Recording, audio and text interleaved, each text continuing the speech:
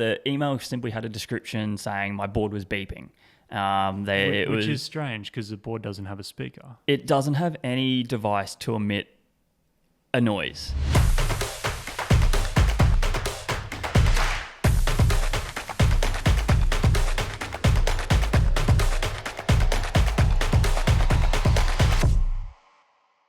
Welcome back to another episode of the Evolve podcast, eSKATE Chat. On this episode, we're going to be talking about all things service, how you should service your board, all those things that I'm the media guy, so I'm not quite sure. That's why we have Nick here. He's a global head technician at Evolve.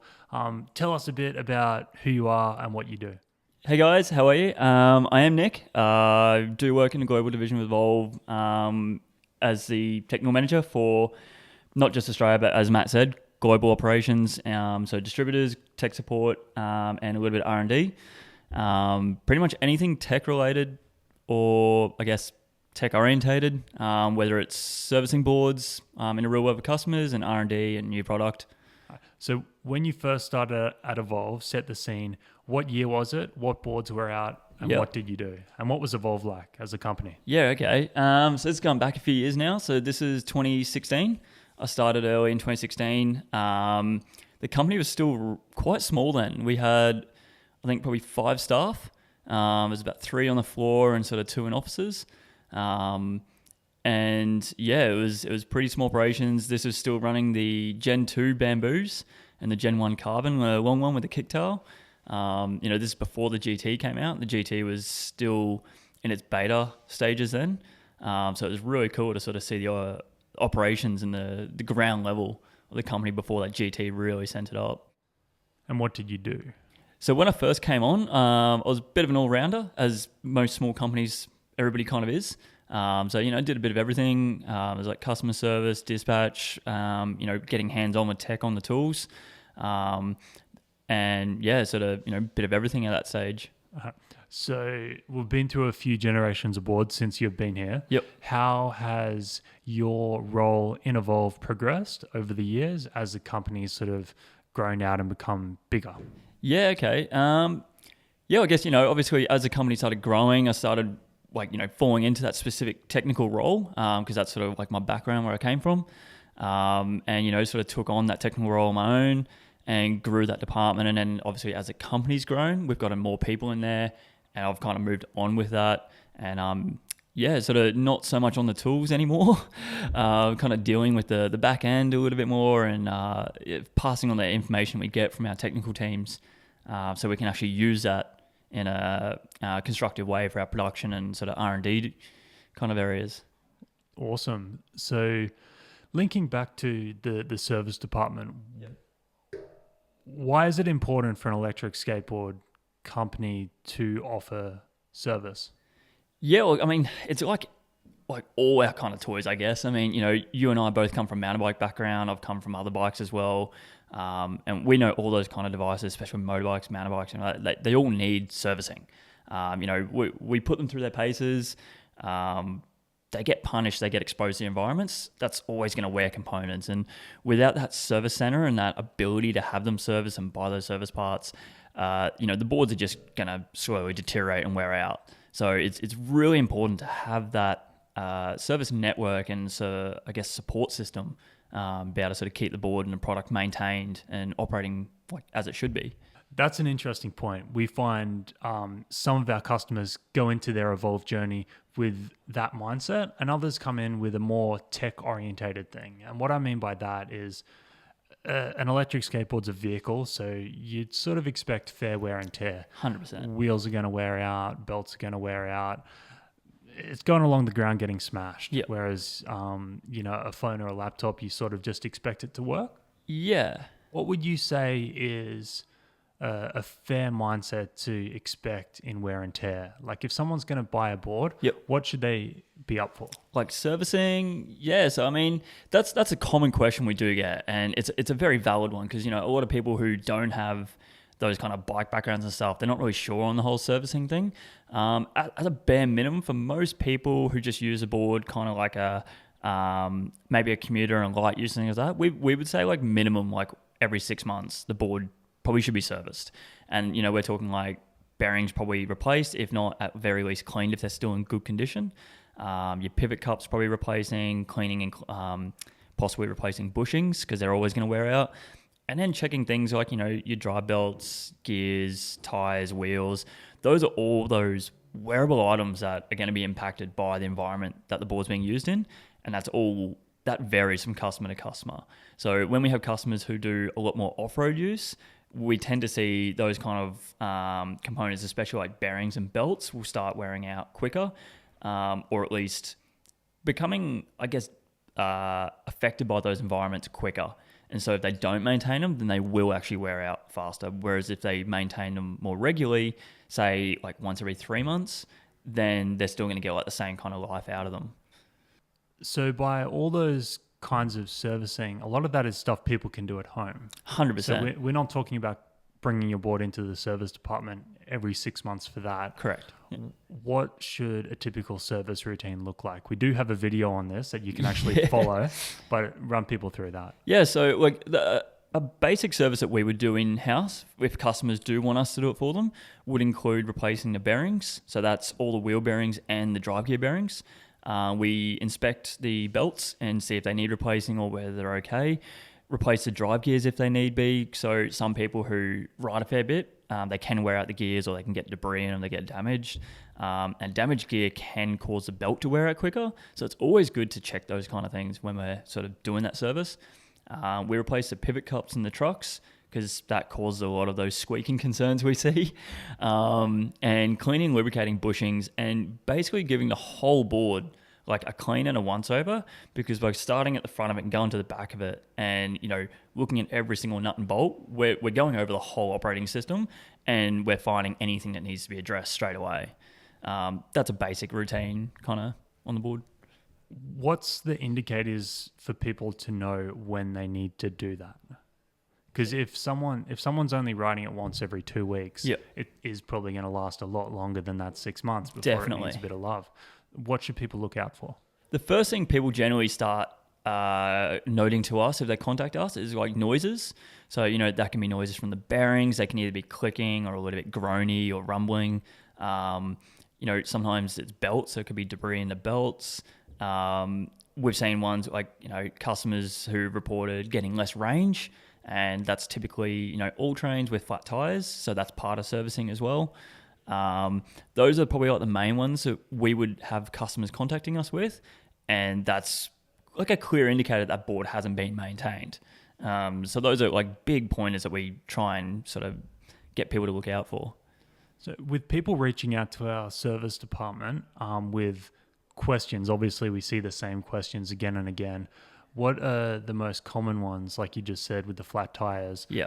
What's most common and what are the implications of that on their boards? Yeah, okay. So like one of the most common ones we do see is the whole flat tires debacle.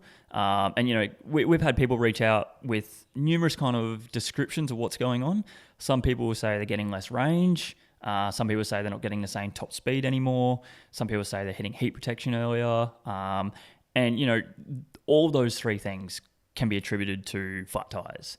I think we did a test one time, and from inflated tires to half inflated, you draw almost twice as much current. And you think all that's going into them, you're going to get less range, it's going to get hotter, and you're going to get less top speed because it's using more power to propel it. And so, that one thing can cause those three concerns from a customer. So that's a really common one that we see, and that's an easy one that we can fix straight away from over the phone.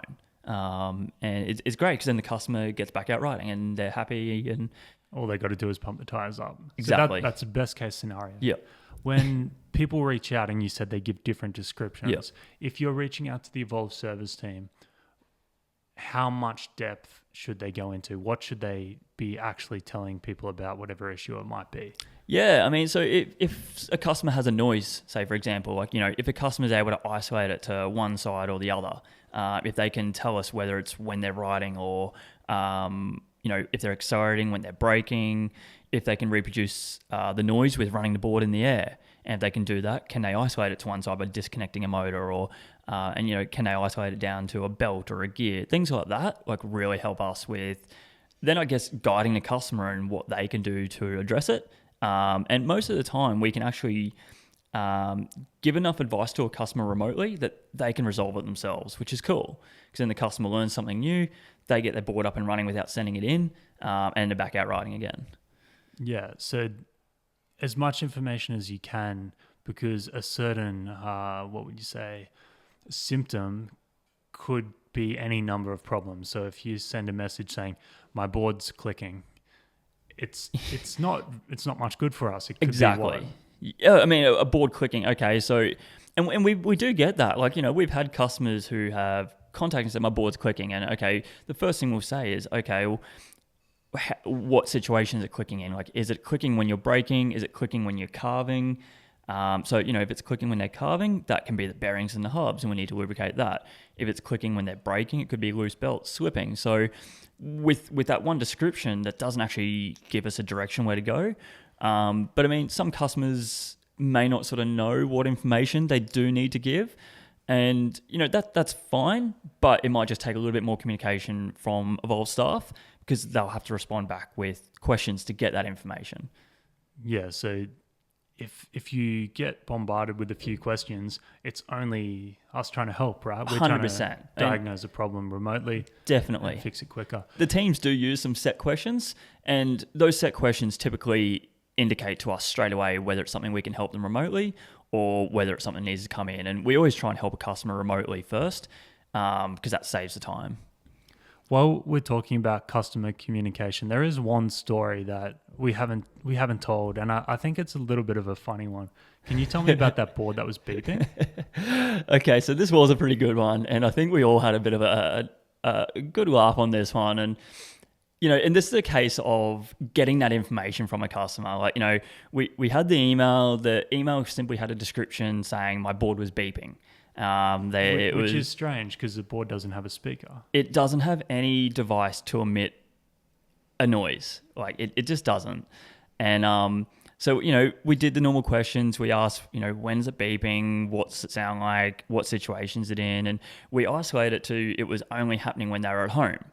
And so we're like, okay, well, if it's consistent, we can get a video of it. And it was quite obvious in the video that the beep was from a smoke alarm.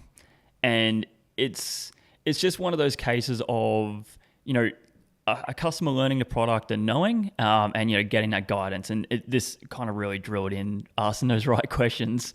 But yeah, there was a good one that we sort of enjoyed. Yeah, I'm sure he felt a little bit silly, but low battery warning on a smoke alarm. And if that lined up with having a new board in your house, it fully does 100%. Make sense. And he hadn't had the board very long. And so, it's if it's a noise he hasn't heard before, then it's completely understandable. But yeah, like, look, at the end of the day, we were able to get to the bottom of it remotely. The customer wasn't without their board. They had no issue and they were back out riding happy. So that was the main resolution to that one. That's us talking about giving the right information. Yeah. Let's talk about getting the right information. Obviously, we have an entire service network that you can contact. Yep. But there's also this massive hub on Facebook where you have hundreds and thousands of people. So many. that are going to help you out. And a lot of the time it's great. A lot of the time, or some of the time, it's not so great. Yep. What should people be aware of when they are going to social media for advice? Yeah, so I mean, like you said, it's great having that community there and that network, because a lot of the time when you see somebody post a question for assistance or help, they get responses so quickly. And like they honestly do, and it doesn't matter where in the world they are, there's pretty much always going to be someone online to respond to. I mean, even like within 1 minute. Like, yeah, exactly. It's so quick. It is, and that's great to see. You just need to be careful about what the responses are, because you can ask one question about a symptom or description and get 10 different responses from 10 different people, and sometimes none of those responses are correct. So it's great that these people are helping, but people just need to be aware that they shouldn't take that as gospel, and still verify some of that information with like actual trained Evolve staff who are experienced with the product. There are customers out there who have a world of knowledge on the product, and that's awesome. But there's also a lot out there who, like, we do get the wrong information spread. And And sometimes that has actually caused customers further issues because they've gone down the wrong path, and either, spent time unnecessarily, or they've actually ended up breaking something because they've tried to do something they've been directed to online by somebody else. So it's a great source, but it's also one of those things that you just need to, be mindful of what information you're getting. And when it comes to what you're asking, if it's a small or minor query, like I can't tell you how many times we've seen, hey, my board only goes 20 kilometers an hour because they haven't read the manual and there's a speed limiter on the board. I mean, we get that about 5 times a week. At least. But something like that, great. The Facebook group's going to fix you up in 1 minute. Yeah. Anything to do with trigger resets or belt tensioning, people tend to know that. If it's a problem with the electrics of the board, you're not able to know who knows what in that world. Exactly. And that's the thing, for us even here, when I see customers posting online with certain symptoms, I know myself that, okay, we can ask certain questions, but there comes to a point where we need that product in to diagnose it properly. And there is no way to do that without actually getting into the board. So these directions of, when they say it's this component or it's this one, there is no way to actually define that until you open it up and do some certain tests. So when we're talking about all those internal kind of diagnostics and things like that, then that's where we do need to be really mindful of that information that people are say online that it's a set part that's broken.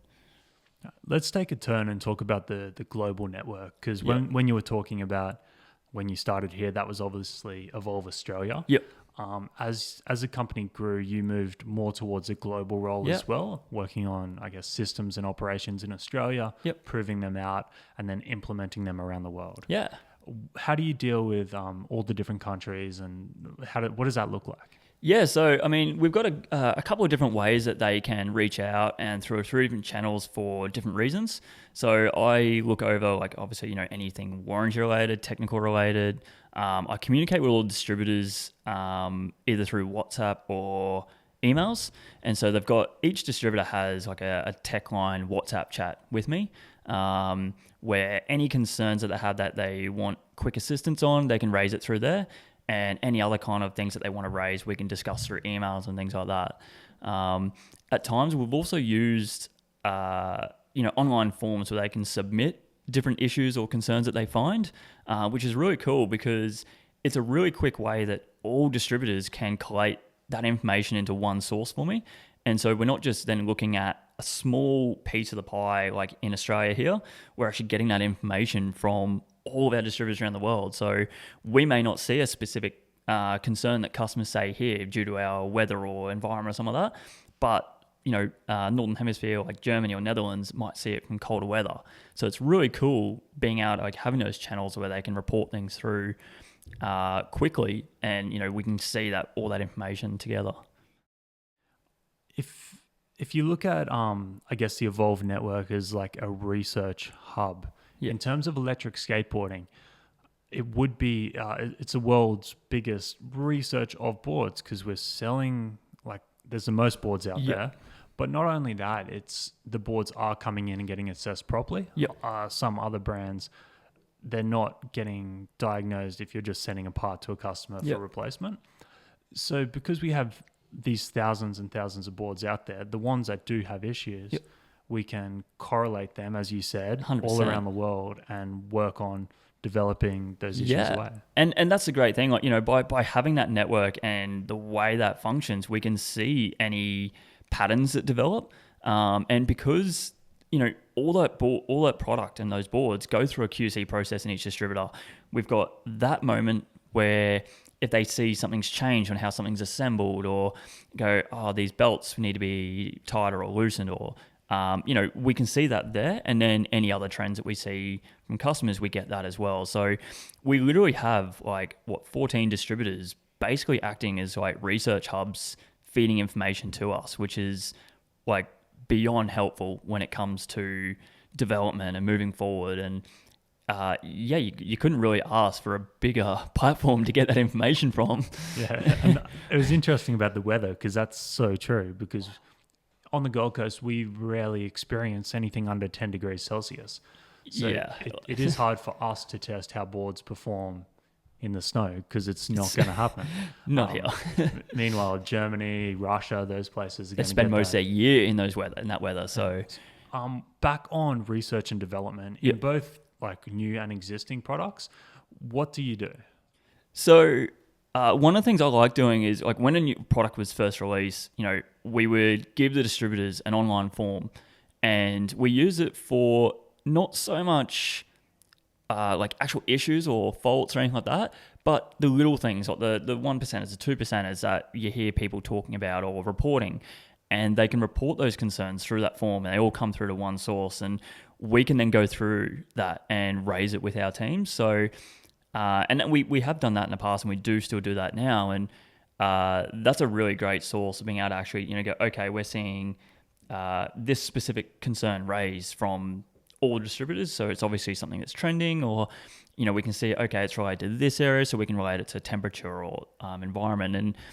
And so we have that, as well as we have like individual sort of reporting from each distributor that we sort of deal with separately and independently. And I think both of those kind of aspects together really help getting that information across the line. And it gives an opportunity where if I need to, I can follow up with them directly and go, okay, this specific concern, let's get some more information on it. Let's do this. And I can contact out to them. I can reach out to them like instantly, and we can work through it together. We video call, we voice call, and, we try and do sort of semi-regular catch-ups, which is really helpful, just to stay on top of those kinds of things.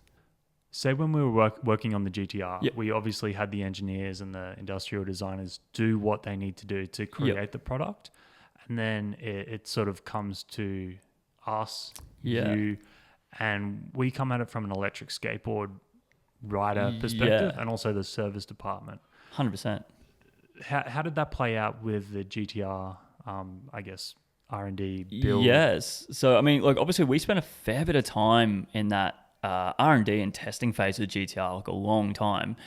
And, we've got a great team of like designers and engineers and everything like that, but you do really need that team on the ground. So when you're testing it and you're finding that there's little issues here and there, knowing how to fix it, or firstly how to diagnose it, then how to fix it and how to propose a solution that can be implemented in production that will fix that.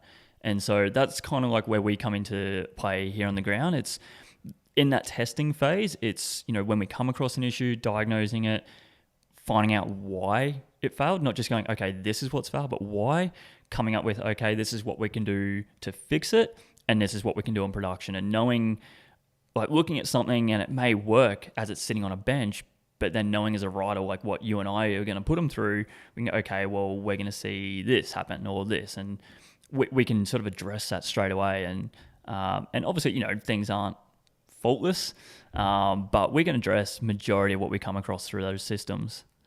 Do you have any examples of those things that we did do brake test on? Yeah, definitely. So obviously, let's use the GTR for example, because that's obviously like that was a big stepping stone for a lot of reasons. And one of the biggest components that changed in that was the battery and how we have it mounted on a PCB. And so obviously that was quite a new development at the time. And that took a fair bit of just tweaking and adjustments to get right. Like, the first few samples, we had the cell tabs cracking because we were still using pretty much the same kind of quality and spec tabs that you would on a normal kind of pack. The difference being that when it's on a PCB, it was probably getting a little bit more sort of vibration in a sense, and the way it was in the deck was sort of getting that little bit more impact. So we had to adjust those tabs a few times to get them right and to make sure that they were strong enough to work with the movement of the PCB, and make sure, because they're quite a large single tab, they're almost like a T-shape. And yeah, we got into a point where we got the material right, like the thickness and the shape, and just that whole assembly part, like really down pat. And we haven't really seen issues with it since then, which is like a perfect example of the first samples to, like a production level part. Yeah, and that's sort of what I was saying. So mechanically and engineering wise, the design is sound. Yep. So on a benchtop and in CAD, when people are looking at it, yes, this is good enough. Yep. It comes to us and we have to test it, assess it, flog it, and break a few of them to make sure that over a lot of iterations that it sort of comes to. And that's the same with firmware as well. We do a lot of that. Yeah, definitely. I'm pretty sure the GTR had 130 something. Something ridiculous. And each firmware we tested. And, it's not just like, I ran on a bench or, quick ride in a car park. Like each firmware was like taken out, given a full ride, any bugs, glitches, any tweaks we wanted to change on it. And it's a long process when you're doing that because you need to make sure that you've covered every part of that firmware so that you can try and address things as quickly as possible. Could you hazard a guess as to how many kilometers you've ridden? Honestly, could not. Hey, so people have asked me this before: how much have I ridden on a board, or how many hours, how many kilometers? And I tried to sort of estimate it one day, and it just becomes too much.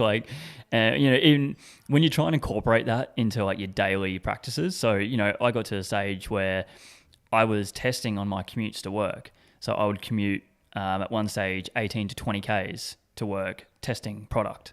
And that was testing physical parts, firmware. And then, that was actually a really good way to do it because that's real world. I'm in my natural environment. I was used to riding my GTX at the time. And then I was riding like those GTR samples. And so for me, it was like that straight transition to like, imagining that was my new board and go, okay, I want this change, or I feel like this should do this. And that was a great way to do it. And so I've tried to incorporate a lot of that testing into my real world riding. And I felt like that was the best way for me to get the initial feel of, okay, I think this should be different. So when you start doing that in conjunction with your specific testing, you just start losing track of the time and the distance you've traveled. When you start doing range tests on street wheels, it really adds those numbers up. Yeah, it's when you're 60 kilos and you do multiple range tests, it goes for a fair while. Like you're out on the board for a fair few hours, and you start sort of playing mind games with yourself. But it's all in good fun. Cool. All right, that's going to do us on this episode of the service with Evolve. We do have a complete service video that we will put in the link of this video. So if you want to service your board, click on that video and it walks you through bearings, belts, tires, 100%. Cleaning, all those things. Get your board. How good is a board after a fresh service when it's dead quiet, new grease? Customers don't rave about it. Like they love it. Like, so every time a customer does it, they're just, the board feels so much better. Like it's quiet, it runs smooth. Like, if you haven't done a service on your board for a while, please do one. You'll appreciate it. You'll love it. If you do get stuck, reach out to a service team and they can help you out with any information you need. Awesome. And we're about to hit 70K on Instagram, so please go and follow us there if you're not, so we can get there. Sweet. Thanks, guys. Thanks.